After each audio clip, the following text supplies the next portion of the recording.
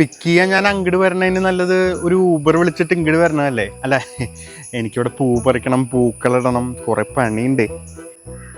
അതെ, പൂക്കൾ എങ്ങനെയൊന്നും അല്ലാട്ടുണ്ട്. നടുക്കിലുള്ള കുരുവൊക്കെ കളഞ്ഞ് നല്ലോണം ക്രഷ് ചെയ്തിട്ട് വേണം ഇടാൻ.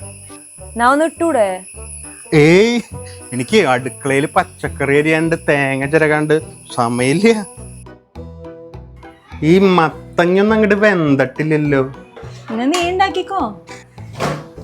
ചെക്കന്റെ ശബ്ദല്ലേ കേക്കണേ? ഞാൻ നോക്കിട്ട് വരാം.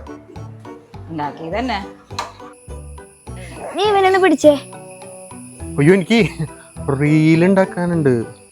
ഓണം അതിരാവിലെ എഴുന്നേറ്റ് തുമ്പയും മുക്കുറ്റിയും ചെത്തിയും ചെമ്പരത്തിയും ഒക്കെ ചേർത്ത് ഒരുക്കുന്ന ഒരു കൊച്ചു പൂക്കളം.